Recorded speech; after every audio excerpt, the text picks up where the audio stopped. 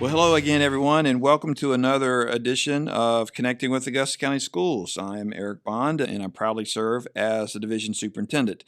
We have a very special episode today. We have the privilege to talk to Mrs. Blair Hoffman, who has just been selected as the Augusta County Public Schools Teacher of the Year. So congratulations, Ms. Hoffman, and welcome to Connecting with Augusta County Schools. Thank you very much. I really appreciate you having me. Well, it's an absolute pleasure. And again, congratulations on the award. Very well deserved. We're very proud of you. And we appreciate your time today being on the show. We just got a couple questions we'd like to ask you and let our audience get to know you a little bit better and get to know who our Teacher of the Year is. So let's start off with this, if you don't mind, Ms. Hoffman. Who or what influenced or inspired you to pursue your career in education? So my story starts with my grandparents. We're both educators. My grandmother was a kindergarten teacher for over 30 years, and my grandfather was actually an ag teacher, also in Rockingham County. And so just watching them inspire so many students along the way and community members really inspired me. I also had an uncle that was an ag teacher and a distant cousin who also served as one of my personal ag teachers in school. And along the way, my journey, I've had so many great teachers, too many to name, but teachers in my career, I guess, that have really inspired me by getting me out of my comfort zone and putting me in situations where I needed to step up and be a leader, and just really pushed me into the career choice that I'm in now, because I wanted to kind of give back in the same way that my teachers did for me. So it's fair to say that part of your journey, your story, being a teacher and being specifically an ag teacher, is kind of the family business, and it's something that is in your blood, so to speak. That's right. I love it. Kind of was bred into it, but I wouldn't have it any other way. Sure. And obviously, you're from the Valley, so especially in Augusta County, we know agriculture is such a big part of our community and our culture here, and it's certainly a big part of our curriculum in Augusta County schools.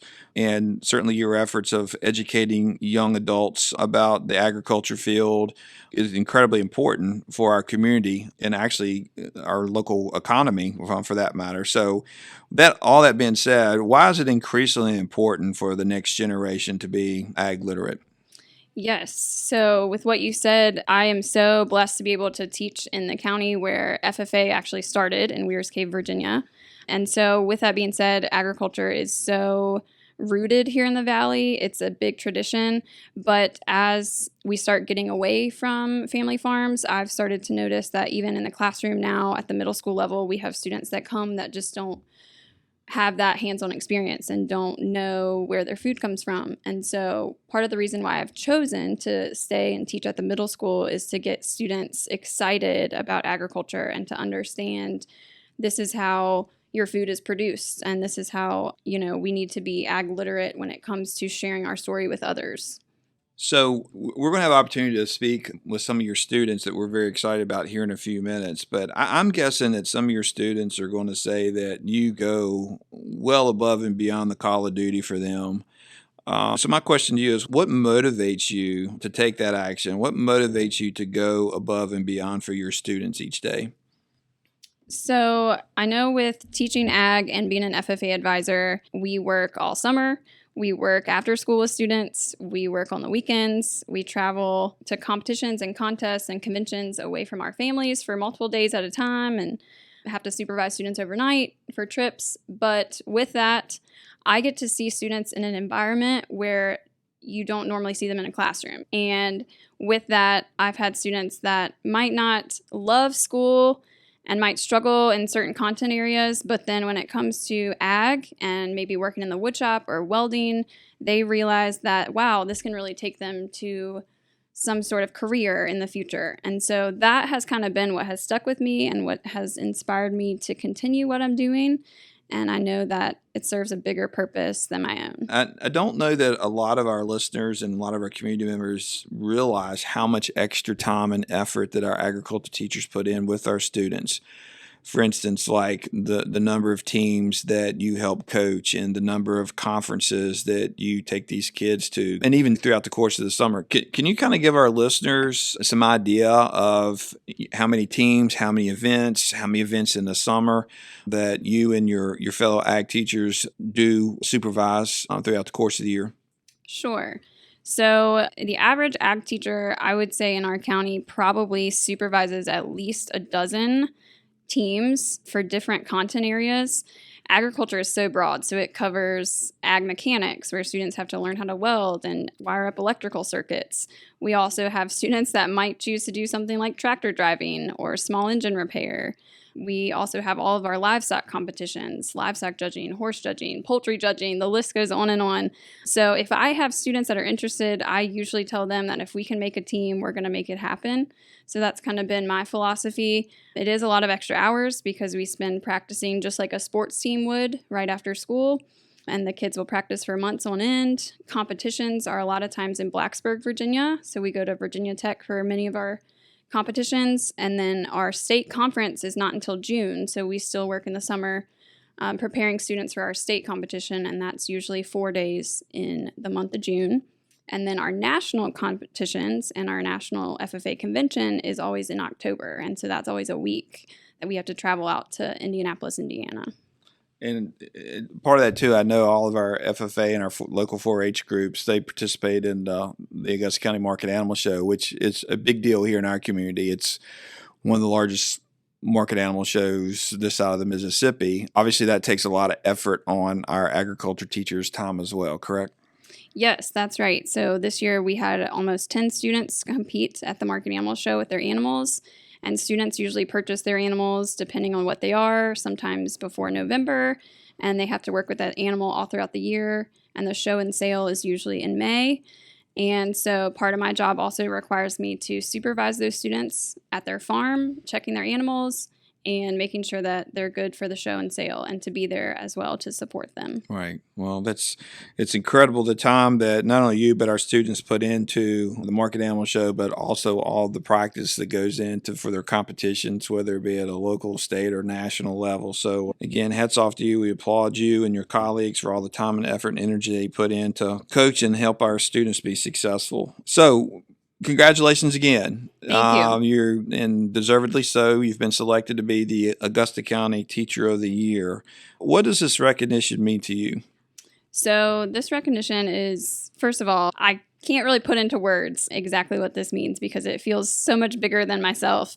But I do think on behalf of all the ag teachers in Augusta County, this is great to be able to show and get support and get the recognition for everything that we do behind the scenes sometimes or outside of school. So the recognition is great, but this is definitely something that still I don't feel 100% deserving of. I can't say I'm a perfect teacher by any means, but I do always put the students first and want to do everything I can to support them in their journey. Well, you're certainly deserving of it, and like it's kind of a nice segue to my next question. And I typically ask this question every year when we are interviewing our Teacher of the Year. So, what advice do you have for any teacher, regardless of the subject area, who are new to this profession, the profession of education and the profession of teaching? What advice do you have for someone coming to this career?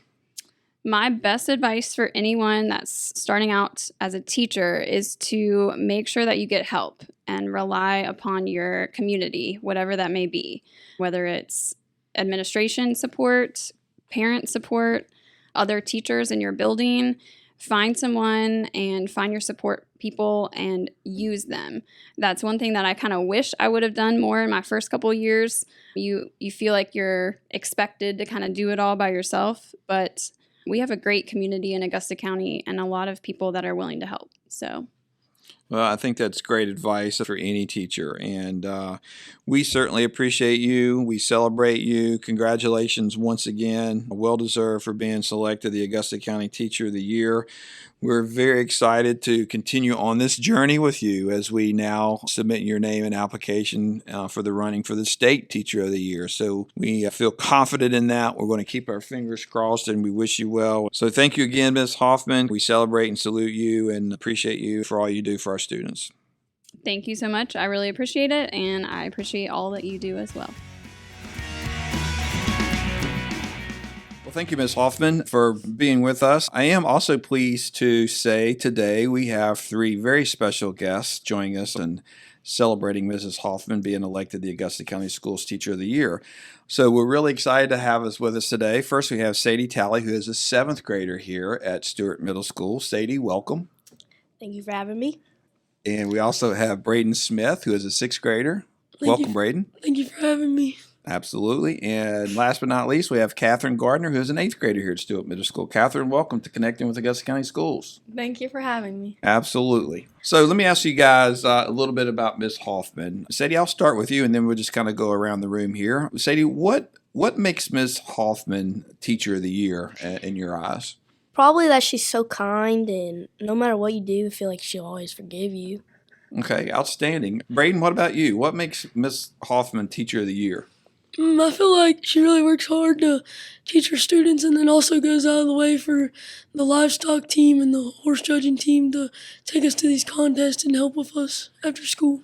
So she puts a lot of extra time and effort in with you guys, not only during the instructional school day, but also with your activities with FFA and other events like Market Animal Show and so forth. Is that what you're saying? Yes, sir. Absolutely. Okay. Catherine, what about you? What makes Miss Hoffman Teacher of the Year? I feel like not only is she dedicated to our students during the school hours, but she also goes out of her way, like outside of school hours, to do various fundraisers or other clubs that she's sponsoring, like FCA, during the school day. Catherine, while you have the mic, let me ask you this, and then I'll ask all of you this. What, or is there one thing that Miss Hoffman always says to you guys? She always congratulates us and says great job, I'm so proud of you after all of our competitions, or if we've completed something in the school day. She just is always grateful towards us. Outstanding. So Braden, what about you? Is there something that you think Miss Hoffman is constantly reminding you of or always says to you? I feel like before contests and stuff, she's like, you've got this, and just don't overthink it. Very encouraging and coaching you through it, right? Yes, sir. Okay. Sadie, what about you? I'm going to kind of tag along on what Braden said. I feel like before competitions and stuff, she's always telling us just take your time, concentrate, everything will be all right, just take your time. Okay, great. Braden, if you could actually thank Miss Hoffman for one thing, what would that one thing be? I think I could thank her for encouraging me to keep going with reasons during livestock judging. It was my first time, and I was just struggling a little bit, and she encouraged me to keep going. And you kept going, and you were pretty successful, weren't you? Mm-hmm. And you like livestock judging? Yes, sir. Okay, great. Sadie, what about you? What if you could thank Miss Hoffman for one thing, what would it be?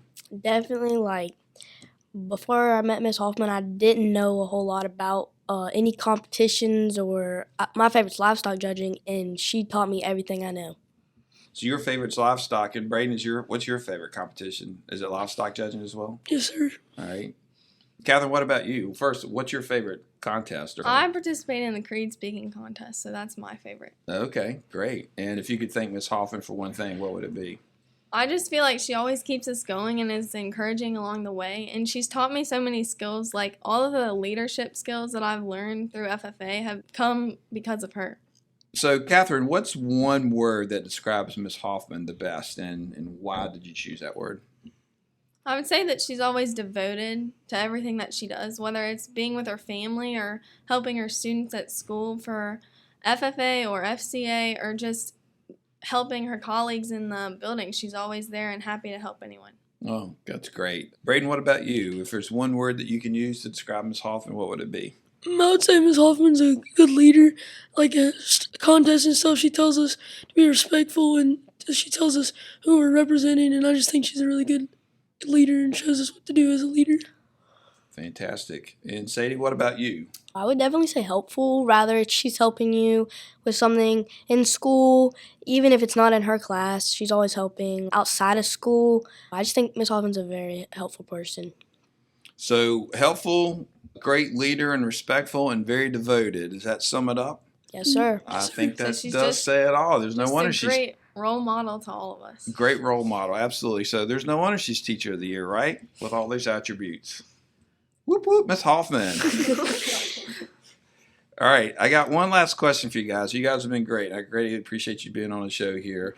What's one thing you will always remember about Miss Hoffman or Miss Hoffman's class? Just being dedicated and being kind to everyone, because no matter what she's doing, she'll do it with grace and helping them along the way. Okay. Sadie, what about you? What's one thing you'll always remember? Probably how she always pushes me to do things. Like I said, she definitely is one of the persons that taught me a lot of the stuff I know outside of school and in school. So probably that she's just such a good leader to me and always taught me. And Braden, what about you? One thing I'll always remember about Miss Hoffman is she always, like, even if you didn't do as good on something, she would always encourage you to keep going, and she would congratulate you even if you didn't do as well. And I just think I'll always remember that. Well, I can't thank you guys enough for being with us today, celebrating Mrs. Hoffman for the Augusta County Teacher of the Year. You guys are outstanding students, and we certainly appreciate you being on our show today. So thank you, thank you, thank you. Yes, sir. And thank you. Thanks again to all of our listeners for tuning in. Make sure you subscribe to our YouTube channel to get updates on our latest episodes. Our episodes can always be found on Augusta County Schools' Facebook page and website.